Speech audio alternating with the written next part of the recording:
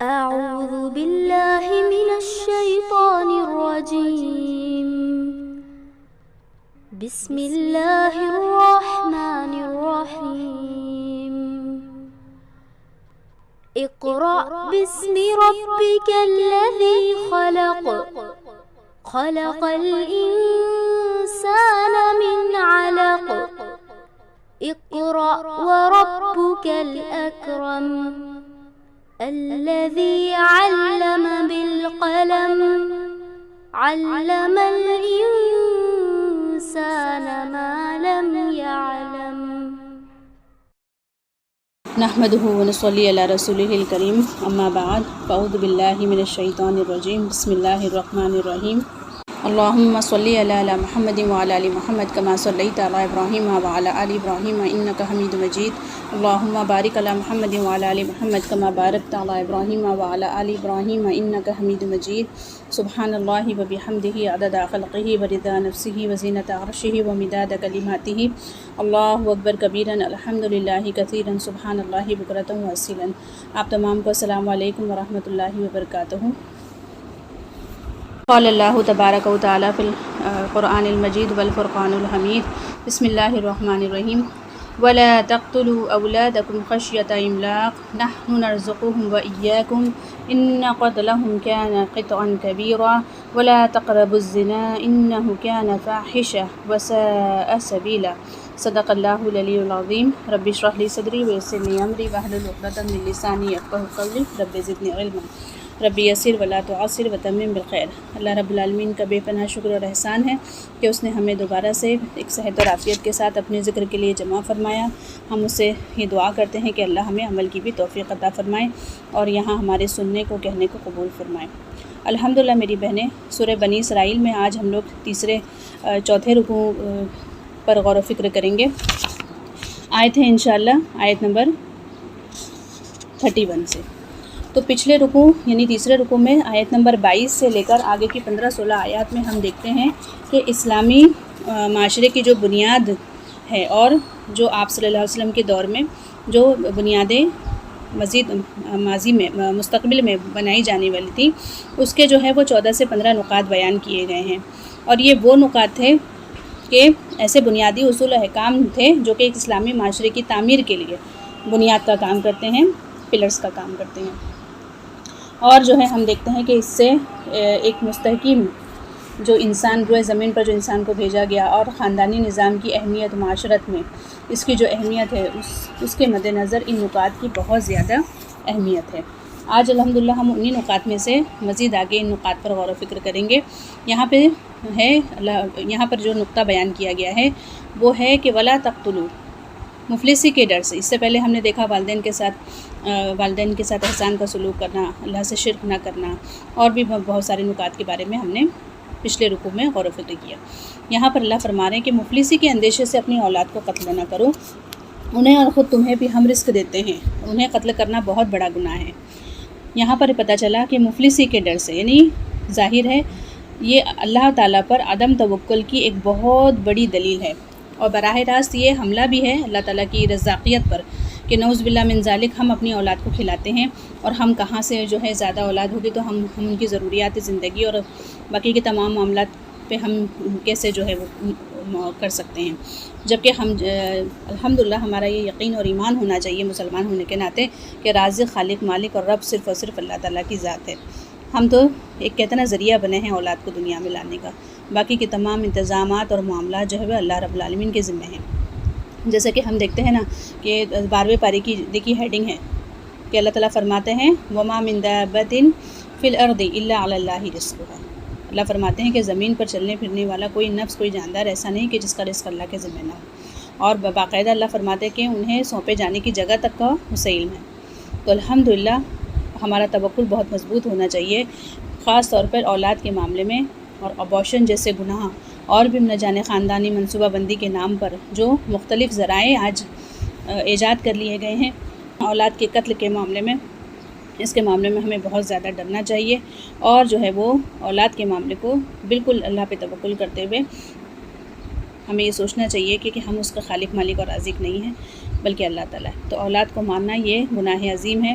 ہم دیکھتے ہیں سورۃ تکویر میں اللہ فرماتے ہیں نا، زندہ گاڑی گئی لڑکی سے پوچھا جائے گا کہ وہ کس جرم میں ماری گئی۔ یعنی اولاد کی قتل کی تو ایسے بہت ساری وجوہات ہیں، لیکن ایک وجہ یہ بھی ہوتی ہے نا ابارشن کی، کہ وہ لڑکی ہے پیٹ میں اور ہمیں لڑکا چاہیے، اور اسی طرح سے اور بھی بہت ساری جہالت کی باتیں ہیں۔ تو اللہ فرماتا ہے یہ بہت بڑا گناہ کا کام ہے، اس سے بچو۔ اولاد جو ہے وہ انسان کے لیے ایک بہت بڑی نعمت ہے، اور اس کا دنیا میں بھی ایک بڑا مقصد ہے، اور ظاہر آخرت کے لیے انشاءاللہ یہ ہمارے لیے صدقہ جاریہ بنے گی۔ آگے اللہ فرماتے ہیں زنا کے قریب بھی نہ جاؤ، ہے نا۔ دیکھیے یہ دونوں آیتوں کو جوڑنے کا مقصد کہ نکاح جو ہے وہ ایک اہم مقصد حیات ہے، اور اس کا مقصد اولاد ہے۔ سورہ نساء میں بھی ہم نے پڑھا کہ عورتیں تمہاری کھیتیاں ہیں، اور کھیتیوں کا مقصد کیا ہوتا ہے کہ اس میں بیج ڈال کے اس سے فصلیں پیدا کرو، ہے نا۔ اگر تم اس میں بیج نہیں ڈالو گے اور اسے بس رونتے چلے جاؤ گے تو ایک وقت آئے گا کہ وہ زمین بنجر ہو جائے گی۔ تو اسی طرح سے نکاح کا مقصد اولاد پیدا کرنا ہے، اور اگر ہم اولاد کے قتل کے در پہ ہو جائیں تو عورتیں بانجھ ہو جائیں گی۔ بہت گہرا تعلق ہے ان تمام آیتوں کا ایک دوسرے سے، اور دیکھیے زنا کا بھی بہت گہرا تعلق ہے، کیونکہ زنا کیا ہے؟ نکاح نہیں ہے اس میں، ہے نا، صرف جو ہے خواہشات نفس پوری کی جاتی ہے، ہوس پرستی کے ذریعے سے انسان لذت لے لیتا ہے، اور جو ہے وہ کوئی ذمہ داری نہیں، اولاد نہیں، اور کوئی مقصد نہیں، بس جانوروں کی طرح شکم و شرمگاہ کے پیچھے پڑا رہتا ہے، اور زنا کے ذریعے سے اپنی خواہش پوری کرتا ہے، جس کے نتیجے میں کیا ہوتا ہے؟ جس کے نتیجے میں اسلامی معاشرہ جو کہ خاندانی بنیاد اس کا بیس ہے، وہ سارا درہم برہم ہو کے رہ جاتا ہے۔ اس لیے اللہ نے یہ نہیں کہا کہ زنا نہیں کرنا، بلکہ کہا کہ قریب بھی نہ جانا۔ یہ اس قدر کراہیت والا اور اس قدر کبیرہ گناہوں میں سے۔ اللہ تعالیٰ ہماری اور ہماری نسلوں کی حفاظت فرمائے زنا جیسے۔ اور دیکھیے میری بہن، زنا صرف یہی نہیں ہے کہ انسان بیڈ پہ چلا جائے۔ اللہ کے نبی صلی اللہ علیہ وسلم کی حدیث کا مفہوم ہے کہ انسان کے تمام اعضاء زنا کرتے ہیں، اس کے بعد جو ہے وہ شرمگاہ اس کی تصدیق کر دیتی ہے، تکذیب کر دیتی ہے۔ تو ہمیں ہر طرح کے زنا سے بچنا ہے۔ اللہ ہماری حفاظت فرمائے۔ اللہ کے نبی صلی اللہ علیہ وسلم نے فرمایا نا کہ کانوں کا زنا ہے، آنکھوں کا زنا ہے، ہاتھ پاؤں کا زنا ہے، زبان کا زنا ہے، یہاں تک کہ اگر پیر چل کر جا رہے ہیں اس طرف تو اس کا بھی زنا ہے، خیالات کا بھی زنا ہے، سوچوں کا بھی زنا ہے۔ اللہ ہماری اس سے حفاظت کرے اور ہمارے گناہوں کو معاف کرے۔ بہت زیادہ استغفار کرنے کی ضرورت ہے، اور خاص طور پر ہمیں اپنے بچوں کو اس چیز سے بچانا ہے، کیونکہ آج ہم دیکھ رہے ہیں کہ جس قدر فحاشی اور بے حیائی کا ایک سیلاب امڈا ہوا ہے، بس ہم کوشش کر سکتے ہیں، اللہ سے دعا کر سکتے ہیں، اور ہماری کوشش کہتے ہیں نا کہ ہر رائی رعیت ہے، ہر رعیت کے بارے میں اسے جواب دینا پڑے گا۔ تو ہم ذمہ دار ہیں اپنے گھر کی، اپنے بچوں کی اور اپنی عزتوں کی۔ تو ہم دیکھیں کہ سوشل میڈیا پہ ہم جو ہے وہ کن کن لوگوں سے سانٹ بانٹ کر رہے ہیں، کن لوگوں سے ہم دوستیاں کر رہے ہیں، کیسے ہم تصاویر جو ہے وہ سوشل میڈیا پر پوسٹ کر رہے ہیں کہ جس کے کیا اثرات ہو رہے ہیں۔ ہمارے بچیاں ڈی پی پر کس طرح کی تصاویر رکھ رہی ہیں، سوشل میڈیا پہ کیا پوسٹ ہو رہا ہے، یہ ساری چیزیں زنا کے اس میں آتی ہیں میری بہن۔ آپ یہ نہ سوچیں کہ ہم تو کسی کے بیڈ کو نہیں جا رہے ہیں یوز کرنے کے لیے تو ہم زنا سے بچے ہوئے ہیں، ایسی بات نہیں ہے۔ زنا کی بہت ساری اقسام ہیں، اور دیکھیے ہر اس قسم کے بارے میں اللہ نے فرمایا کہ قریب بھی نہ جانا، مطلب زنا کرنا وہ ایک بہت بات کا سٹیپ ہے، آپ اس کے قریب بھی نہ جاؤ، کیونکہ اسلام جو ہے وہ جڑ کو کاٹ دیتا ہے، اور شیطان کیا کرتا ہے؟ سٹیپ بائی سٹیپ ہمیں جڑ تک لے جاتا ہے۔ تو اس چیز پہ بہت غور و فکر کرنے کی ضرورت ہے، خاص طور پر آج سوشل میڈیا جس طریقے سے ہماری زندگیوں میں اس کا عمل دخل ہے، اور جس طرح سے ہم اس کے ایڈکٹ ہو چکے ہیں، تو میری بہنیں کم سے کم ہم اس بات کا خیال رکھیں کہ اپنی تصاویر، اپنے معاملات اور اپنی سجی دھجی تصویریں، ہمارے بچوں کی، ہمارے ایونٹس کی، یہ ساری چیزوں سے پرہیز کریں۔ اسٹیٹس پہ ہم ڈالتے ہیں اپنی تصاویر، ڈی پیوں پہ رکھتے ہیں، اور اس کو کوئی عیب نہیں سمجھا جا رہا ہے۔ مسئلہ یہ ہے کہ اسے کوئی عیب ہی نہیں سمجھا جا رہا ہے۔ اچھے خاندانی عورتیں آپ دیکھیں کہ انہیں اس بات کا احساس بھی نہیں ہے کہ وہ کس طرف جا رہی ہیں۔ میری بہنیں بہت آپ دیکھیں کس قدر فتنہ ہے۔ اب تو آپ دیکھیں AI کا زمانہ ہے، تو آپ کہاں سے تصویریں اٹھا کے وہ کس طرح سے، آپ کو پتہ ہے ایسے کتنے سارے کیسز ہو چکے ہیں، کتنے سارے ایسے معاملات سامنے آ رہے ہیں کہ وہ تصاویر میں جو ہے وہ گردن کاٹ کر اور اس طرح سے جو ہے وہ فوٹو دوسری پہ چپکا کے اس کو پروسٹیکیوشن میں ڈال دیا جا رہا ہے، اور پھر وہ عورت کو بلیک میل کیا جا رہا ہے۔ ایون اب تو یہ بھی AI آ گیا ہے کہ ٹھیک ہے اب تو گردن بھی کاٹنے کی ضرورت نہیں ہے، اب تو پوری کی پوری عورت جو ہے، اگر ہم نے عبایا میں کوئی ایک پوسٹ کی ہے تصویر، تو وہاں پر وہ AI کے ذریعے کچھ پرٹیکولر ٹولز کے ذریعے وہ جیسی چاہیں ہمیں وہ کپڑے پہنا دیں، جیسا چاہے وہ ہمارے تصاویر کے ساتھ چھیڑ چھاڑ کر کے اسے جس طریقے کا چاہے بنا دیں، جہاں چاہے اسے کھڑا کر دیں، ہے نا۔ اگر ہم نے اپنے گھر میں نکالی ہے تو بیک گراؤنڈ چینج کر کے آپ کو کسی اور جگہ پارٹی میں کلب میں وہ اسے پہنچا دیں. مطلب بہت بڑا فتنہ ہے اور اس دور میں ہم داخل ہو چکے ہیں. تو میری بہنیں اس کی سیریسنس کو سمجھیں. ہماری اپنے بچوں کی ہماری چھوٹے چھوٹے بچوں کی ہم تصاویریں ڈال دیتے ہیں اسکول یونیفارم میں، جہاں ہے وہاں کا پورا ٹیگ لگا کے ہیش ٹیگ لگا کے، صرف اس لیے کہ چند لائکس ملیں گے، صرف اس لیے کہ ہمارا تھوڑا سا کہتے نا کہ دماغ میں جو ہے وہ تھوڑا سا وہ کیمیکل ریز ہو جائے گا اور ہمیں خوشی حاصل ہوگی. تو چند لمحوں کی خوشی کے لیے میری بہنیں ہمیں اندازہ نہیں ہے کہ ہم اپنی آخرت کی کتنی بڑی بربادی کی تیاری کر رہے ہیں. خدارا اس چیز سے بچیں. خدارا اپنے بچیوں کی اور اپنے تمام لوگوں کے معاملات کو دیکھیں. خدارا اس گناہ سے اپنے دامن کو بچا لیں، پاک کر لیں، استغفار کریں. اللہ تعالیٰ ہمیں توفیق دے. اللہ تعالیٰ بے شک ہم تمام نسلوں کی حفاظت فرمائے، ہمارے بچیوں کی جان و مال عزت آپ لوگ کی حفاظت فرمائے. اللہ ہم عورتوں کو بھی ہدایت دے کہ کس طریقے سے جو ہے ہم اس کا احساس بھی جو ہے وہ شیطان نے ختم کر دیا ہے. آگے اللہ فرما رہے ہیں کیونکہ وہ بے حیائی اور برا راستہ ہے نا، بے حیائی کی بات ہے. اور کہتے ہیں نا کہ دیکھیے آپ صلی اللہ علیہ وسلم کی حدیث کا مفہوم ہے، حاکم کی روایت ہے کہ حیا اور ایمان بالکل ایک دوسرے کے ساتھ ساتھ چلتے ہیں. اگر حیا رخصت ہو گئی تو ایمان بھی رخصت ہو جاتا ہے. آپ یہ مت سمجھیں کہ ہم بے حیائی کر رہے ہیں اور اس طرح کے جو بھی حرکات ابھی میں نے آپ کو جو پیچھے گنوائی ہیں یہ تو بہت تھوڑی گنوائی ہیں، اس سے کہیں زیادہ آگے لوگ نکل چکے ہیں. اللہ کی پناہ ہے. تو آپ کیا سمجھتے ہیں اس کے بعد ہم ایمان والے ہیں؟ تو پھر ہم اپنے نفس کو صرف تسلی دے رہے ہیں. ہم صرف جو ہے وہ زبانی لا الہ الا اللہ کا دعویٰ تو کر رہے ہیں، ہم جو ہے وہ نمازیں تو پڑھ رہے ہیں، روزے تو رکھ رہے ہیں، ہو سکتا ہے کعبے کا طواف کی بھی اللہ توفیق دے دیں. آپ یہ مت سمجھیے کہ کعبے کے طواف کی توفیق مل گئی تو ہم ایمان والے. نہیں میری بہنیں، ہر چیز اللہ کا حل فضل اور اس کی ہر نعمت وہ ہمارے لیے کیا ہے؟ وہ آزمائش ہے. آپ دیکھیں آج دور حاضر میں کیسے کیسے لوگ کعبے کا طواف کر کے آ رہے ہیں. میں آپ کو کیا مثالیں دوں؟ اگر راکھی سون جیسی عورت کو اللہ تعالیٰ نے کعبے کے طواف کی توفیق دے دی ہے تو ہم کیا پھر اس کے بعد کے اس کے معاملات کیا ہیں وہ سب ہم جانتے ہیں. تو کیا کعبے کا طواف اس بات کی دلیل ہے کہ ہم با ایمان ہیں؟ ہمارا ایمان کبھی بھی رخصت ہو سکتا ہے ہماری حرکتوں کی وجہ سے، کبھی بھی رخصت ہو سکتا ہے میری بہنیں. دیکھیے دن میں ہم کتنی مرتبہ اہدنا الصراط المستقیم مانگتے ہیں، کیونکہ ہدایت ایسی چیز ہے جو بار بار مانگی جانی چاہیے، بار بار اسے ضرورت ہے. دیے میں دیکھیے دیا جلتے رہنے کے لیے بار بار اسے جو ہے وہ تیل ڈالنے کی ضرورت ہوتی ہے. ایک ہی بار باتی لگا دی، ایک ہی بار تیل ڈال دیا، کیا دیا زندگی پر چلے گا؟ اسی طریقے سے اگر ایمان کے چراغ کو روشن رکھنا ہے نا میری بہنیں، تو بار بار ہدایت کی طلب ہے، بار بار جو ہے ہمیں گناہوں سے بچنے کی ضرورت ہے، استغفار کی ضرورت ہے. تو اگر فحش اور بے حیائی کی بات اگر ہم کریں تو ایمان رخصت ہو جاتا ہے. دیکھیے جنت میں آدم علیہ السلام اور حوا علیہ السلام کا قصہ قرآن میں 7 مرتبہ آدم اور ابلیس کا قصہ بیان ہوا ہے. تو جب جنت کا تذکرہ آتا ہے تو کیا ہوا تھا؟ جب آدم علیہ السلام سے غلطی ہو گئی تھی، ایک گناہ، ایک شیطان کے وسوسے میں آ کے جب وہ درخت کا پھل کھا لیا تھا تو کیا ہوا تھا؟ سب سے پہلے لباس اتر گئے تھے، سب سے پہلے. اور پھر انہیں حیا محسوس ہوئی، وہ جنت کے پتوں سے اپنے جسم کو ڈھانکنے لگے تھے.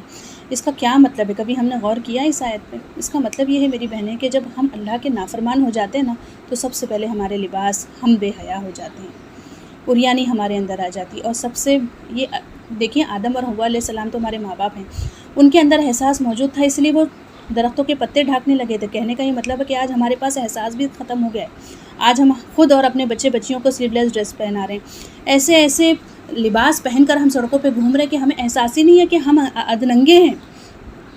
ہم جو ہے اپنی بچیوں کو بے لباس کالج اور یونیورسٹیز بھیج رہے ہیں فل میک اپ میں، اور پرٹیکولر ڈیز ہوتے ہیں نہ جانے کیا کیا، اس میں ساڑی پہنا کر فل میک اپ میں بال کھلے رکھیں اپنے بچوں. سوچیں آج احساس بھی ختم ہو گیا. یہ کتنی زیادہ خطرناک بات ہے میری بہنیں. یعنی آدم اور حوا علیہ السلام نے تو اپنے آپ کو جنت کے پتوں سے ڈھانکا تھا، ہمیں تو فکر ہی نہیں ہے اس بات کی کہ ہم ڈھانکیں اپنے آپ کو. یہ بہت بڑی دلیل ہے کہ اگر ہم اللہ کے نافرمان بنے ہوئے ہیں مطلب ہمارے لباس اترے ہوئے ہیں. یہ پہلی کہتے ہیں نا وارننگ ہے، یہ پہلا الٹیمیٹم ہے، یہ پہلی سائن ہے بے حیائی کی. اگر ہم برہنہ ہیں کسی بھی طریقے سے، آپ دیکھیے برہنگی کے یہ نہیں ہے، بعض اوقات آپ سب کی حدیث کا مفہوم ہے کہ بعض اوقات جو ہے وہ انسان لباس پہن کر بھی عورتیں ایسی ہوں گی جو لباس پہن کر بھی برہنہ ہوں گی، ننگی ہوں گی. اللہ تعالیٰ سے ہم پناہ طلب کرتے ہیں میری بہنیں. سوچیں اس معاملے میں. آج مسلم معاشرے کی میں آپ کو بات بتا رہی ہوں کہ ہم مسلم معاشرہ یورپ کو اڈاپٹ کرنے کے چکر میں ہم آج کہاں چلے آئے ہیں، کہاں آج ہم کس چوراہے پر کھڑے ہیں. یہ مومنہ عورتوں کی صفت نہیں ہے میری بہنوں. اب ہمیں بناؤ سنگار سے اور کہتے ہیں نا کہ مختلف قسم کے لباس اختیار کرنے سے منع نہیں کیا گیا ہے، لیکن ہمیں حدود بتائی گئی ہے.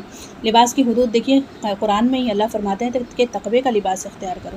آپ پر رنگوں کی کوئی قید نہیں ہے، آپ پر کسی بھی ڈریسنگ سینس کی کوئی قید نہیں ہے، لیکن اس کی ایک شرط جو بتائی گئی کہ وہ تقوی کا ہو، یعنی آپ کے قابل شرم حیا حصے ڈھکے رہیں، آپ کا سطر پوشیدہ رہے، آپ کا بناؤ سنگار زینت کی چیزیں سورہ نور میں سورہ احزاب میں دیکھیے اس کی پوری ڈیٹیل موجود ہے کہ وہ سینڈل بھی کی ٹک ٹک بھی نہ ہو، خوشبو بھی ایسی نہ لگائی ہو کہ اگلا جو ہے گھوم کر پلٹ کے دیکھے اتنی زیادہ اٹریکٹیو ہو۔ کسی بھی چیز سے منائی نہیں ہے میری بہنیں، بس اس کی ایک حدود باندھی گئی ہیں۔ تو کیا ہم اپنے رب کے لیے اس حدود کا بھی ہم پاس نہیں رکھ سکتے؟ جس رب کی محبتوں کے ہم دعوے کرتے ہیں، کیا اس رب کے لیے ہم اتنا بھی نہیں کر سکتے میری بہنیں؟ جس رب نے ہمیں یہ ساری نعمتیں دی، اگر یہ نعمتیں ہم سے کل چھین جائیں تو کون ہے جو اسے لا کر دے گا؟ تو میری بہنیں ہوش کے ناخن لیں اور لوٹ آئیں اس راستے سے، ہم پلٹ آئیں اور جہاں ہم دیکھ رہے ہیں نا یہ چیزیں جا کے نصیحت کریں۔ اللہ قرآن میں فرماتے ہیں نا نصیحت کرو نرمی کے ساتھ، ہو سکتا ہے کہ وہ لوٹ آئیں، تو نصیحت کریں۔ سب سے پہلے خود ہم پاک دامن رہنے کی کوشش کریں، اپنے بچیوں کی، ہم ماؤں کی بہت بڑی ذمہ داری ہے میری بہن۔ آج ہم دیکھتے ہیں جہاں بھی نظارے جو بچے اس طریقے کے لباس اور اس طریقے کی باتیں اور سڑکوں پہ دیکھیے ان کے ایٹیکیٹ، چلنے کے چال چلن، بول چال کے طریقے، ہم سوچتے ہیں کہ یہ کس ماں باپ کی اولاد ہے؟ کیا ان کے ماں باپ اتنے بے حس ہو گئے کہ ان کے مردوں کی آنکھوں کا پانی سفید ہو چکا ہے، پترا چکی ہیں ان کی نگاہیں، اتنے بے غیرت ہو گئے ہیں؟ تو واقعی کہیں نہ کہیں ہم والدین کی پیرنٹنگ اس میں بہت زیادہ میٹر کرتی ہے۔ کوئی بچی کسی اولاد کی یہ حیثیت نہیں ہے کہ وہ گھر سے اس طرح کے لباس پہن کے نکلیں کہ دنیا پھر ان کا تماشا دیکھیں۔ تو ہم والدین کو بہت زیادہ ضرورت ہے اس بات میں یہ چیکنگ کرنے کی کہ ہمارے بچے کس طریقے کے لباس پہن رہے ہیں، ہم ان کو کون سے لباس لا کے دے رہے ہیں۔ ہمارے پاس اختیار ہے، پاور ہے میری بہنیں، آج ان کی ساری ڈور ہمارے ہاتھ میں ہے کہ ہم کیوں نہیں اس پاور کا استعمال کرتے؟ ہم کیوں اتنے بے بس ہو گئے اپنے اولادوں کے آگے؟ کیوں؟ اور مرد کی بھی بات ہے تو وہ تو قوام بنایا گیا تھا نا، وہ کیوں اتنا بے بس ہو گیا اپنی بیوی کے سامنے کہ اسے کچھ کہتا نہیں؟ دیوس بن گئے ہیں سارے مرد۔ اللہ کے نبی نے کیا فرمایا تھا؟ دیوس جنت میں نہیں جائے گا۔ دیوس کون ہوتا ہے؟ جو اپنے گھر کی بہن بیٹیوں کو اس طرح سے وہ معاشرے میں کھلا چھوڑ دے۔ آپ دیکھیں سوشل میڈیا پہ پوسٹ کر کے یہ سارے یعنی غیر محرم ان کو دیکھ رہے ہیں۔ اب تو ریل اور ریل کا زمانہ، نہ جانے کون کہاں سے ریکارڈ کر لے، کون کہاں پہ پوسٹ کر دے، اللہ کی پناہ ہے۔ میری بہنیں بہت غور کریں اس بات پر بہت زیادہ۔ اور دیکھیں یہ آیت احکام ہے اور اس میں سورہ نور میں تو اللہ نے فرمایا نا انا انزلناہ و فرضناہ، یعنی ہم نے اسے نازل کیا ہے اور ہم نے فرض کیا، مطلب اس میں تمہارے پاس اندر آپشن نہیں ہے۔ اور بے حیائی کی جہاں تک بات کی، پھر کہاں کہ اس کے ساتھ ایمان بھی رخصت ہو جاتا ہے۔ تو میری بہنیں جب ایمان ہی نہیں رہے گا تو پھر ہم کیا معاملہ کریں گے؟ ہماری قبر اور آخرت کا کیا ہوگا؟ بہت زیادہ غور و فکر کرنے کا مقام ہے۔ آگے اللہ فرماتے ہیں کسی ایسے شخص کو قتل نہ کرو جسے قتل کرنا اللہ نے حرام قرار دیا ہے، الا یہ کہ حق کی بنا پر قتل کیا جائے۔ یہاں پہ دیکھیے قتل کی صورتیں، تو قتل کے سلسلے میں یہ بات یاد رکھنی چاہیے کہ انفرادی طور پر کسی بھی شخص کو، یعنی کوئی شخص اپنی مرضی سے اٹھ کر، اسے یہ حق نہیں پہنچتا کہ وہ اٹھ کر کسی کو بھی قتل کر دے، الا یہ کہ کوئی ڈاکو وغیرہ اس پر حملہ آور ہو اور وہ اپنی یعنی سیلف ڈیفنس میں اس طرح کے اپنے سیلف ڈیفنس میں جو ہے وہ اگر کوئی مارا جائے وہ ایک بالکل الگ بات ہے۔ لیکن حتیٰ کہ یعنی انسان خودکشی بھی نہیں کر سکتا، خودکشی بھی حرام موت ہے، کیونکہ وہ اپنی جان کا بھی خود مالک نہیں ہے، اللہ ہی جو ہے وہ ہماری ہمیں زندگی اور دیتا ہے، موت دیتا ہے، اور وہی ہمارا اس معاملے میں مالک ہے۔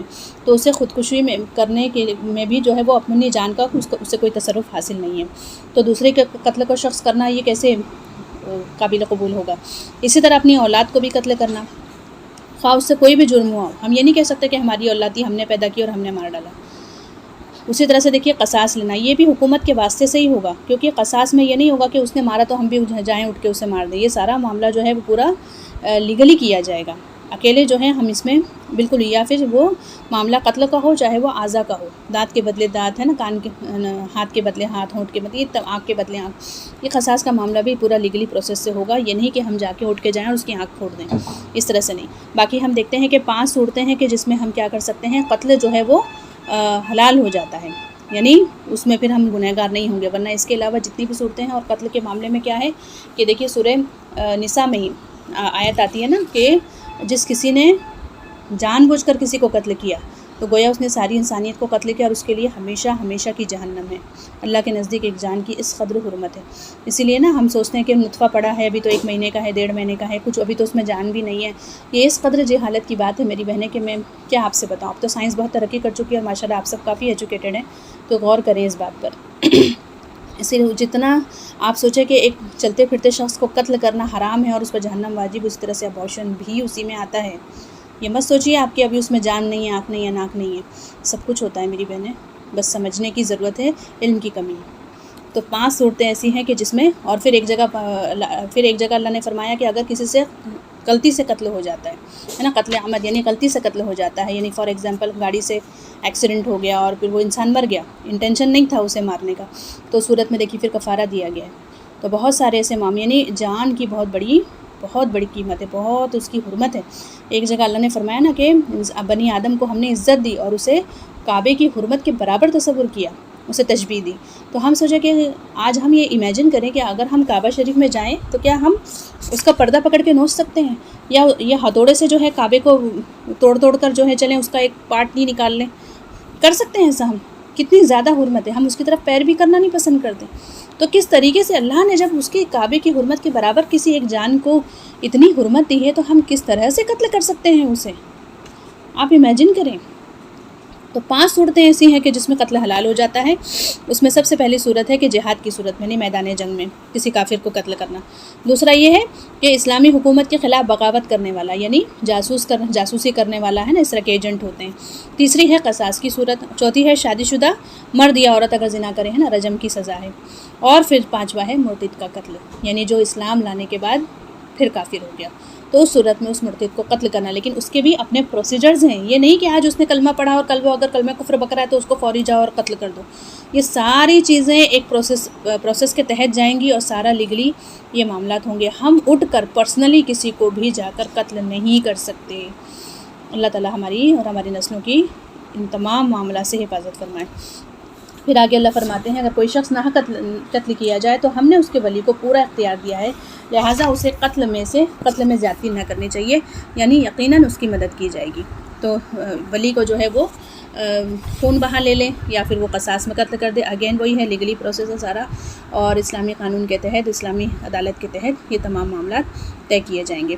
قصاص میں زیادتی کی صورت کیا ہو سکتی ہے؟ جیسے اصل قاتل کے بجائے کسی دوسرے کو پھنسا دے، یا اصل قاتل مل نہیں رہا تو اس کے کسی رشتہ دار کو جا کے قتل کر دو، یا اگر مرد ہے تو عورت کو قتل کر دو، عورت ہے تو مرد کو قتل کر دو، یا پورے خاندان کو تباہ برباد کر دو، اس کے بچوں کو کڈنیپ کر دو، بچوں کو مار دو۔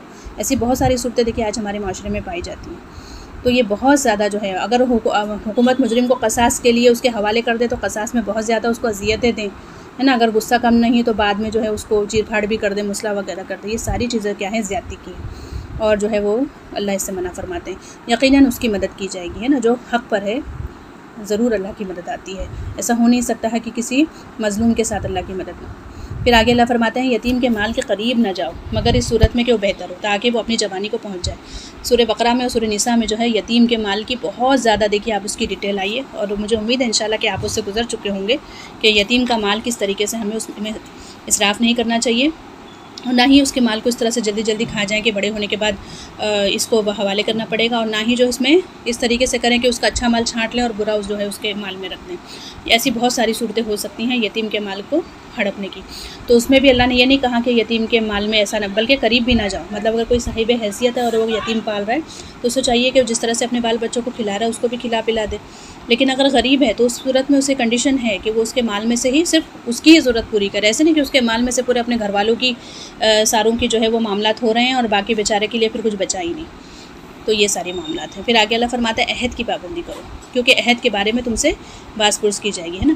3 قسم کے عہد ہیں۔ سب سے پہلا تو عہد الست بربکم، عہد الست، جو کہ ہم نے اللہ رب العالمین سے لیا ہے، اور اس عہد کے ناطے دیکھیے ہماری بہت ساری ذمہ داری ہیں، کیونکہ ہمیں زمین میں ایز اے نائب بھیجا گیا ہے۔ سب سے پہلے تو ہم سمجھیں کہ ہماری زندگی کا مقصد کیا ہے میری بہن۔ اگر اس مقصد کے تحت آج ہم نہیں جی رہے تو یقین مانیں ہم حیوانی سطح پر اگر صرف کھا رہے ہیں، پی رہے ہیں، جی رہے ہیں، بچے پیدا کر رہے ہیں اور مر جا رہے ہیں، تو ہم حیوانی سطح سے نیچے زندگی گزار رہے ہیں، کیونکہ ہمارا مقصد صرف یہ نہیں ہے۔ ہاں، یہ ضروریات زندگی ضرور ہے، اور ضرورت پر ضرورت کے مطابق ہی اپنا وقت اور صلاحیتیں ہم نے استعمال کرنی ہے۔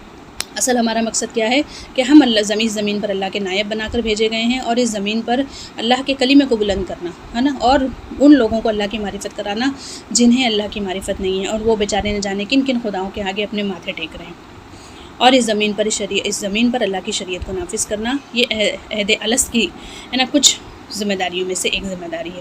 دوسرا وہ عہد ہے جو ہم نے اللہ کے بندوں سے کیے ہوئے ہیں، ہے نا۔ دیکھیے نکاح بھی ایک عہد ہے، اسی طرح سے ہر ایک آج دیکھیے ہم جس شعبے میں جاتے ہیں ایک فارم ہمیں دیا جاتا ہے نا، کچھ فارم دیے، آپ ویزا لے لیں، آپ کچھ بھی کر لیں، آپ ایون ہم اسکول میں بھی جاتے ہیں، یونیورسٹی سے کالج، اب کہیں بھی چلے جائیں ایک فارم دیا جاتا ہے۔ وہ فارم ہے کیا ایکچولی؟ اس فارم کی کیا اہمیت ہے؟ اس فارم کی اہمیت ہے کہ ہم ان کے ساتھ ایک ایگریمنٹ کر رہے ہیں، ہے نا، کچھ ٹرمز اور کنڈیشنز پر ہم ایگری ہو رہے ہیں کہ ہاں بھائی ہم آپ کے جو ہے معاملات میں اس طرح سے ہم کیا کریں گے، آپ کے ساتھ معاملہ کریں گے، اور جو ہے کہیں بھی کوئی برائی یا خلل پیدا نہیں ہوگی۔ تو یہ بندوں کے ساتھ معاملات ہیں۔ نکاح کے معاملات میں کیا ہے کہ دونوں فریقین ایک دوسرے کے ساتھ جو ہے وہ، جیسے دیکھیں ہم دیکھتے ہیں کہ نان مسلم میں 7 پھیروں کا کانسیپٹ ہے نا، چرچ میں بھی دیکھیے، یعنی ہر ایک میں وہ ایک ایگریمنٹ ہے، اور الحمدللہ آج جو ہمارے پاس نکاح نامہ ہے وہ بھی ایک ایگریمنٹ ہے، اس میں ہم کچھ شرائط لکھا سکتے ہیں، کر سکتے ہیں۔ یہ اور بات ہے کہ بہت ساری اویئرنیس نہیں ہے ہمارے پاس، تو ہر وہ چیز ہے نا جو کہ بندوں کو بندوں سے اس کے حقوق و فرائض دلوانے میں معاملہ کرتی ہے، وہ ہر ایک چیز جو ہے وہ عہد میں ہوتی ہے۔ اور تیسری قسم کی کیا ہے عہد، جو ہم حکومت کی ہوتی ہے اس کے شہریوں کے ساتھ۔ ہر حکومت، دیکھیے آج ہم انڈیا میں رہتے ہیں، انڈین گورنمنٹ کے کچھ لاز ہیں، کچھ قانون ہیں، اس کو ہم پھنگال نہیں سکتے۔ اگر ہم ان لاز کو، اس قانون کو توڑیں گے تو کیا ہوگا؟ ہاں ہم نے عہد توڑا ہے نا، ٹریفک سگنل کے رول کو توڑیں گے، ہم پہ جرمانہ لگے گا۔ اسی طرح سے ہر ایک چیز کے معاملے میں ہم دیکھیں، اگر اسی طرح سے ہم ویزا لے کے کسی اور ملک میں جاتے ہیں تو وہاں کے اپنے کچھ عہد ہوتے ہیں، معاملات ہوتے ہیں، اگر ہم اس کے مطابق ان کے ٹرمز اور کنڈیشنز کو فالو نہیں کریں گے تو وہ کیا کریں گے؟ ہمارا ویزا کینسل کر دیں گے، ہم پہ جرمانہ لگائیں گے، اور پھر ہمیں جو ہے وہ بین کر دیا جائے گا۔ تو یہ اللہ کہتے ہیں کہ یہ عہد پورا کرنا ہے نا، یہ مومن کی ایک بہت بڑی صفات ہے، اس کی بہت بڑی کوالٹی ہے کہ وہ عہد، اسی طرح سے جسے کہتے ہیں نا پرومس، وعدہ، یہ بھی عہد ہے۔ اور اگین میں کہوں گی کہ جتنے بھی ایگریمنٹس ہیں تینوں قسم کے ہیں، اس میں وعدہ ہے نا، امانت اور سچائی، اور یہ تمام چیزیں بہت زیادہ چوٹی کے پوائنٹس میں سے ہے۔ اللہ تعالیٰ ہمیں اس کی توفیق دے کہ ہم جتنے عہدوں میں ہم بندھے ہوئے ہیں میری بہنیں، ان کی ہم جو ہے پاسداری کر سکیں، اور اللہ ہماری مدد فرمائے، کیونکہ ہم بڑے کمزور اور محتاج ہیں۔ کیونکہ اللہ فرما رہے اس کی باز پرس ہوگی تم سے، سوچیں اللہ سوال کرے گا ہم سے، ہمیں جواب دینا پڑے گا اس کا۔ جب تم ماپ کرو تو پورا ماپ تول کرو، اور تولو تو سیدھی ترازو سے تولو، یہ اچھا طریقہ ہے اور انجام کے لحاظ سے بھی بہت بہتر ہے۔ ناپ تول کا معاملہ ہے نا، شعیب علیہ السلام کی قوم اسی کے جرم میں ماری گئی تھی، کیونکہ ناپ تول ایک ایسا معاملہ ہے، ڈنڈی مارنا، اور یہ کہ بہت زمین میں فساد ہوتا ہے، لوگوں کے درمیان نفرت، اور ہم دیکھتے ہیں کہ بہت زیادہ غلط چیزیں پنپتی ہیں، غصہ پنپتا ہے، نفرت پنپتی ہے، جس سے جو ہے دل پھٹ جاتے ہیں۔ اور ہمارا اسلامی معاشرے کا اصل مقصد کیا ہے کہ دل جوڑ کے رہے نا، سوشلائزنگ ہو، لوگ بھائی بھائی بن کر رہیں، تو اس کے لیے بہت ضروری ہے کہ عدل اور انصاف ہو، اور ڈنڈی مارنا یہ کیا ہے؟ یہ ناانصافی اور ظلم کی انتہا ہے۔ اسی لیے اللہ تعالیٰ نے یہاں پہ سے بالکل بھی جو ہے وہ کٹ ٹو کٹ منع فرمایا، اور صرف منع نہیں فرمایا بلکہ یہ ایسا عظیم جرم ہے کہ جس کی وجہ سے ہے نا ایک پوری قوم کو تباہ و برباد کر دیا گیا، شعیب علیہ السلام کی قوم کو۔ تو آج جو ہے ہمیں اس چیز سے بہت بچنا چاہیے، ایون اگر ہم ٹھیک ہے چھوٹے پیمانے پہ اگر پڑوس میں لین دین کرتے ہیں تو ہمیں یہاں پر بھی بہت زیادہ خیال رکھنا چاہیے کہ جس طرز کی ہم چیز لیتے ہیں نا، اس سے بہتر، کم سے کم اس جیسی لوٹا دیں یا اس سے بہتر لوٹائیں، ہے نا۔ ہر معاملے میں دیکھیے اللہ احسان کو پسند فرماتا ہے، تو ہمیں چاہیے کہ ہم بھی احسان کا معاملہ کریں، برابر سے لین دین کریں، ظلم اور زیادتی نہ کریں۔ اسی طرح سے ہم دیکھتے ہیں کہ بچوں میں ہم معاملہ کرتے ہیں، شوہر بیوی کا معاملہ ہے، ہر رشتے میں ہم دیکھیں کہ ڈنڈی نہ ماریں، ہے نا۔ حقوق و فرائض کے معاملے میں بات صرف یہ ترازو کی نہیں ہو رہی یہاں پر، یعنی اگر ہم اس آیت کو بہت باریکی سے اگر لیں تو یہ ہر معاملے میں ہم دیکھتے ہیں کہ ہم ڈنڈی نہ ماریں، جس کے حقوق و فرائض ہیں اس کو من وان ادا کر دیں یا اس کے ساتھ احسان کا معاملہ کریں۔ لیکن جہاں فرائض اور حقوق کی پامالی ہوگی، جہاں ظلم اور زیادتی ہوگی، وہاں نفرت، حسد، ہے نا، شدید غصہ، انزائٹی، ڈپریشن، یہ ساری چیزیں آئیں گی۔ تو اللہ تعالیٰ سے ہم پناہ طلب کرتے ہیں، اور اپنی استطاعت کے مطابق جو ہے ہمیں اللہ تعالیٰ جو ہے وہ اس چیز کو کرنے والا بنائے اور ہماری مدد فرمائے، اور ایسی بات کے پیچھے نہ پڑو جس کا تجھے علم نہیں ہے نا۔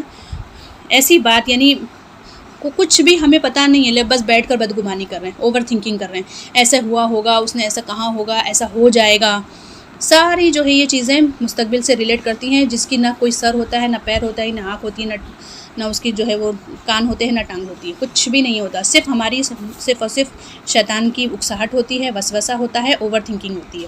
اور یہ اوور تھنکنگ، وسوسہ جس کو ہم آج کہتے ہیں نا اوور تھنکنگ، اور یہ وسوسہ، یہ بدگمانی ہے نا، نیگیٹیوٹی، آج دیکھیے یہ کانسیپٹ بہت چل رہا ہے سائیکالوجی میں، اور ماشاءاللہ سے کافی لوگ ابھی اس کے بارے میں جان رہے ہیں۔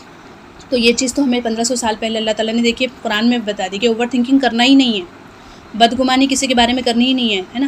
ہر اللہ کے بندے سے حسن ظن، اور اللہ تعالیٰ سے سب سے زیادہ اللہ رب العالمین سے حسن ظن۔ اور دیکھیے وہ حدیث کا مفہوم ہے نا، حدیث قدسی، کیا فرماتے ہیں اللہ تعالیٰ کہ جب میرا بندہ مجھ سے جیسا گمان کرتا ہے میں ویسا ہی اس کے ساتھ معاملہ کرتا ہوں، یعنی اگر وہ مجھ سے حسن ظن رکھے گا تو اس کے ساتھ ویسے ہی پازیٹیو چیزیں ہوں گی، اگر وہ بدظنی رکھے گا، نیگیٹیوٹی رکھے گا، نیگیٹیوٹی ہوگی۔ آج دیکھیے اتنے سارے کانسیپٹ، میڈیٹیشن، نفلا، دیکھیے بدھزم کی طرف سے چیزیں آ رہی ہیں، یوگا ہے، یہ ہے، وہ ہے، اب یہ چیزیں وہ لوگ لے کر آ رہے ہیں، ساری انسانیت کو نیگیٹیوٹی کی طرف دھکیل کے اب جب انسانیت مر رہی ہے، سسک رہی ہے نا، تو اب جو ہے ان کو اٹھا کر واپس سے اسی طرف لا رہے ہیں جہاں سے انہوں نے وہ لے گئے تھے، ہے نا۔ قرآن میں سورہ بقرہ میں اللہ فرماتے ہیں نا کہ اللہ رب العالمین جو ہے وہ ایمان والوں کو نور سے نکال کر اندھیروں کی طرف لاتا ہے، اور کافروں کا مسئلہ یہ ہے کہ وہ اچھے خاصے ہیں نور میں، لیکن نہیں، وہ اپنی چلا رہے ہیں نا، اپنی منمانی، اور وہ سمجھتے ہیں کہ ہم صحیح ہیں، اب انہیں نور سے نکال کے اندھیروں کی طرف لے جا رہے ہیں، ہے نا۔ سارا دیکھیے معاملہ یہی چل رہا ہے، گڑبڑ چل رہا ہے۔ پہلے کیمیکل لے کر آیا ساری چیزوں میں، اب جو ہے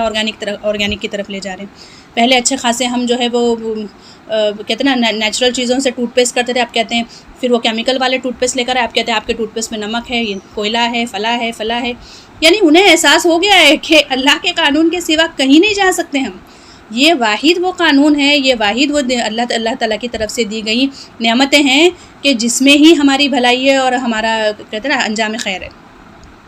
تو کہنے کا کیا مطلب ہے کہ بدگمانی ہے نا، اوور تھنکنگ، یہ اتنی بری چیز ہے کہ انسان کو جو اس کے پاس نعمتیں حال میں موجود ہے نا، وہ اس کو نہ دیکھ پاتا ہے، نہ شکر کر پاتا ہے، نہ اس کو انجوائے کر پاتا ہے۔ تو بدگمانی اس قدر جو ہے وہ خراب چیز ہے، اللہ اس سے ہماری حفاظت کرے۔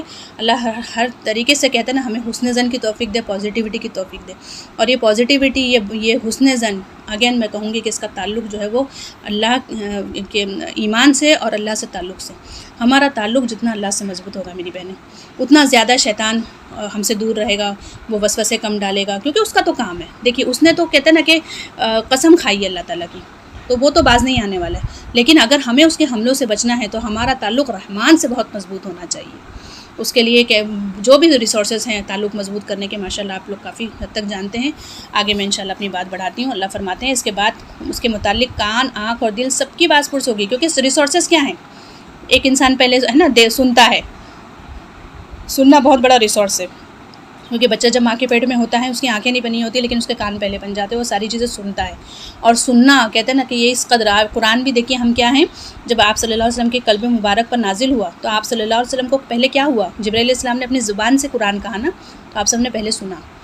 تو سننا اتنا زیادہ میٹر کرتا ہے، اور آج ہماری سب سے بڑی جو کمی ہے ہمارے اندر نا، کہ ہم سننا نہیں چاہتے، ہم اچھے لسنر نہیں ہیں، ہم صرف کہنا جانتے، بولتے رہتے، اور ہم یہ سمجھتے ہیں کہ لوگ ہماری سنیں بس، لیکن ہم کسی کو سننا نہیں چاہتے۔ اور دیکھیے قرآن میں کتنی خوبصورت بات ہے نا، اللہ تعالیٰ نے ایک ہی مرتبہ فرما دیا، پورا کلام نازل کر دیا 23 سالوں میں، اس سے پہلے کی بھی کتابیں ہیں، رسول ہے، اللہ بار بار نہیں کہتا، بس کہہ دیا۔ اب اللہ کہتا ہے کہ میں بہت بہترین سننے والا ہوں اور جاننے والا ہوں، یعنی ہر وقت اللہ صرف سن رہے ہیں۔ اب مزید بار بار تو نہیں آ رہی ہے نا بھائی، مزید بار بار تو کسی کے کان میں کوئی اللہ تعالیٰ کی آواز نہیں آ رہی ہے، اللہ اب زبردست سننے والے ہیں، تو ہمیں بھی اچھا لسنر بننا ہے۔ یہ آیتیں ہم سے کیا مطالبہ کرتی ہیں، یہ اللہ تعالیٰ کے صفات ہم سے کیا مطالبہ کرتی ہیں، ہے نا۔ سائیکولوجسٹ بھی دیکھیے جو بن جاتے ہیں نا ماشاءاللہ سے، وہ کیا کرتے ہیں، وہ ہماری باتوں کو سنتے ہیں، بعد میں بہت سارا جب ہم گرج نکال دیتے ہیں تو پھر وہ ایک مشورہ ہمیں دیتے ہیں کہ ایسا کریے۔ تو میری بہنیں اچھے لسنر بنیں۔ پھر کہتے ہیں آنکھ اور دل، ہے نا، آنکھوں سے ہم کوئی برائی دیکھتے ہیں، اور جب کوئی غلط معاملہ کرتے ہیں تو پھر کیا ہوتا ہے، پھر دل جو ہے وہ اس میں بات آتی ہے اور دل فیصلہ کرتا ہے کہ یہ کام کرنا ہے یا نہیں کرنا ہے۔ تو آنکھ اور کان کا ذکر اس لیے کیا گیا کہ بیشتر جو ہے معلومات ہمیں انہی ریسورسز سے پتہ چلتی ہے، انہی ذرائع سے حاصل ہوتی ہے، اور دل کا کام ان میں غور و فکر کر کے کسی صحیح نتیجے پر پہنچنا ہوتا ہے۔ اور دل کہتے نا ہے وہ تو جذبات کا اور تمام معاملات کا ریسورس، اور دل وہ ریسورس بھی ہے کہ جس میں اللہ کی یاد اور اس کا ذکر ہوتا ہے۔ تو ہمیں چاہیے کہ ہم صحیح چیزوں سے اپنے دل کو بھریں، غلط چیزوں سے جب ہم اسے دیکھیں گے اور اگر نگیٹیوٹی ہی دیکھیں گے، آنکھوں سے اور کانوں سے نگیٹیو سنیں گے، اور جو ہے وہ دل میں نگیٹیو خیالات آئیں گے، تو ظاہر ہے پھر بدگمانی کا آنا تو لازم ہے۔ تو ہمیں جو ہے وہ ان تمام اپنے اعضاء کی بہت حفاظت کرنی چاہیے، ہر طرح کی نگیٹیوٹی سے، فحش سے، بے حیائی سے، اپنے ان تمام اعضاء کی اللہ تعالیٰ ہمیں حفاظت کی توفیق عطا فرمائے۔ آگے ہے زمین میں اکڑ کر مت چلو، کیونکہ نہ تو تم زمین کو پھاڑ سکتے ہو اور نہ بلندی میں پہاڑوں تک پہنچ سکتے ہو، ہے نا۔ ہماری اوقات اور حیثیت کے معاملے میں دیکھیں حضرت ابوبکر صدیق رضی اللہ عنہ کا قول ہے کہ انسان جو ہے وہ 3 مرتبہ ہے نا غلاظت سے نکل کر دنیا میں آتا ہے نا۔ پہلے تو جب وہ باپ کے نطفے میں تھا، جو کہ کوئی قابل ذکر چیز نہیں تھی، حقیر پانی کا نطفہ، ہے نا، قرآن میں بھی اس کی حیثیت بتائی گئی۔ دوسرا یہ کہ جب ماں کے رحم میں تھا، یعنی گندا خون، پیریڈز کا خون، وہی خون لوتھڑا بنا۔ اور تیسرا پھر کیا کہ جب وہ ایک شرمگاہ کے ذریعے، ہے نا، ایک گندی جگہ سے اس کا اخراج ہوا، اس کے باوجود جو ہے وہ انسان میں اتنی اکڑ ہے۔ تو ہم سوچیں کہ ہماری کیا حیثیت ہے میری بہن۔ اکڑ اور تکبر ہے نا، تکبر صرف اللہ کی چادر ہے۔ آج جو ہمارے پاس نعمتیں ہیں وہ صرف اور صرف اللہ کی دی ہوئی ہے، اور وہ بھی کہ جو ہم ڈیزرو ہی نہیں کرتے، لیکن اب اللہ رب العالمین کا رحم ہے، اس کا یہ احسان ہے کہ اس نے ہمیں وہ نعمتیں دی ہیں کہ جس کے ذریعے سے ہم دنیا کی زندگی میں سروائیو کریں، جس کے ذریعے سے کہتے ہیں نا کہ ہم اس ریسورسز کو استعمال کر کے آگے بڑھیں، اللہ کی کلمے کو زمین پر نافذ کرنے کی کوشش کریں، تاکہ وہ دیکھیں ہمیں کہ ہم میں عمل کون اچھا کرنے والا ہے۔ سارے ریسورسز اللہ نے دیے، لیکن اس پر اترانا، اگلے کو حقیر سمجھنا، تکبر کی تعریف کیا ہے نا، اگلے کو حقیر سمجھنا۔ جیسے ایک صحابی رسول صلی اللہ علیہ وسلم نے عرض کیا نا کہ اللہ کے نبی ہمارا کپڑا اچھا ہو، ہمارا لباس اچھا ہو، جوتے چپل اچھے ہو، کیا یہ تکبر ہے؟ اللہ کے نبی نے فرمایا نہیں، تکبر یہ نہیں ہے، تکبر یہ ہے کہ تم اگلے کو حقیر سمجھو اور حق بات کو جھٹلا دو، یہ تکبر ہے۔ تو ہم سب اپنا محاسبہ کریں کہ کس معاملے میں۔ اور تکبر میری بہنیں صرف یہ نہیں ہے کہ مال یا پیسے میں، علم کا تکبر بھی ہوتا ہے، اور یہ بہت خطرناک تکبر ہے، بہت زیادہ خطرناک۔ اللہ ہماری حفاظت فرمائے۔ کہتے نا کہ شیطان جب دنیاوی معاملہ سے مایوس ہو جاتا ہے تو وہ دین کے معاملے جب دیکھتا ہے کہ بندہ دین میں آگے بڑھنے سے نہیں رک رہا، یہ تعلیم علم حاصل کر رہا ہے، عالم بن رہا ہے، اور بھی جو بھی دوسرے معاملات ہیں، درس دروس ہماری تدریس وغیرہ کے ہم سیکھنے سکھانے کا کام کر رہے ہیں، اس کا کام مزید تیز ہو جاتا ہے، اور وہ ایسے خفیہ طریقے سے ہمارے دل میں گھر کر کے جو ہے وہ معاملہ کرتا ہے کہ ہمیں علم کے تکبر میں مبتلا کر دیتا ہے، اور پھر ہم لوگوں کو حقیر سمجھتے کہ تمہیں کیا پتہ، تمہیں کچھ نہیں پتہ، ہمیں سب پتہ ہے۔ اور پھر جب حق بات آتی ہے نا، یہ فرقہ پرستیت کیسے آئی، اتنے فرقے کیسے بن گئے میرے بہنیں؟ یہ علم کے تکبر کی بنا پہ بنے کہ جو ہم کہہ رہے ہیں وہ صحیح ہے، جو تم کہہ رہے ہیں وہ صحیح نہیں ہے، وہ درست نہیں ہے نا، اور پھر بحث اور تکرار، پھر مباحثے ہیں، پھر مناظرے ہیں، اور پھر پتہ نہیں کیا کیا، جبکہ قرآن ایک، نبی ایک، رسول ایک، کعبہ ایک، اللہ ایک، پھر سمجھ نہیں آ رہی۔ یہ فرقہ پرستی تکبر کی بنا پر بنتی ہے، تو اللہ ہمیں اس سے بہت بچائے، کیونکہ تکبر کے بارے میں آپ سے کی حدیث کا مفہوم ہے نا کہ جنت میں تکبر، جس کے دل میں رائی برابر بھی تکبر ہوگا وہ جنت میں داخل نہ ہوگا۔ اللہم لا تجعلنا منہم۔ بہت عاجزی اور انکساری کے ساتھ میری بہنیں ہم علم حاصل کریں، سیکھیں، سکھائیں، ہے نا، جہاں کہیں بھی حق بات ہوں اسے قبول کر لیں، بحث و تکرار اور مناظرے میں نہ پڑیں، لوگوں کو حکمت کے ساتھ، اللہ کے دین کے ساتھ اللہ کی طرف بلائیں، اور خود جو ہے بہت پناہ مانگے اللہ سے، تکبر کی بہت دعا کریں، عاجزی اور خشیت کی۔ اللہ تعالیٰ ہمیں عاجزی اور خشیت والوں میں شامل فرمائے، علم اور عمل والوں میں شامل، اللہ تعالیٰ ہمیں اخلاص والوں میں شامل فرمائے۔ اللہم اجعل عملی کلہ صالحا واجعلہ لوجہک خالصا ولا تجعل لأحد فیہ شیئا۔ آگے اللہ فرماتے ہیں کہ یہ سب کام ایسے ہیں جن کی قباحت آپ کے پروردگار کے ہاں ناپسندیدہ ہے۔ یہ سب حکمت کی باتیں ہیں جو آپ کے پروردگار نے آپ کی طرف ہی کی ہیں نا، اس سے بڑھ کے حکمت کیا ہوگی۔ اور دیکھیے سورہ بقرہ میں ہم نے پڑھا کہ اللہ فرماتے ہیں کہ جسے حکمت دے دی گئی نا، کسی اور نعمت کے بارے میں نہیں فرمایا کہ مال، اولاد اور ایکسیٹرا، کہاں کہ جسے حکمت دی گئی اسے خیر کثیر دی گئی ہے نا۔ ربی حب لی حکما والحقنی بالصالحین، ہم اللہ سے دعا کرتے ہیں اللہ ہمیں حکمت والا بنا دے، جو آپ کے پروردگار نے آپ کی طرف وحی کی ہے، اور اللہ کے ساتھ کوئی دوسرا الہ نہ بنانا، ورنہ ملامت زدہ دھتکارے ہوئے بنا کر جہنم میں ڈال دیے جاؤ گے۔ کیا تمہارے پروردگار نے بیٹے دینے کو تمہیں چن لیا ہے اور خود فرشتوں کو اپنے بیٹیاں بنا لیا ہے؟ کتنی بڑی گناہ کی بات ہے نا، یعنی انسان جو خود بیٹیوں کو پسند نہیں کرتا اور اسے اللہ کے لیے چوز کر لیا، مطلب ایک تو یہ ہے کہ یہ بہت ہی نان سینس اور بیوقوفی والی بات ہے، لیکن اگر چلے کچھ حد تک اگر اس میں سینس بھی دیکھیں تو مضبوط چیزیں نہیں، بیٹوں کو تو مضبوط سمجھتے تو اسے اپنے لیے رکھ لیا اور اللہ کو چھٹی چھٹائی چیزیں دے دی، یعنی کتنی زیادہ نان سینس کی باتیں ہیں۔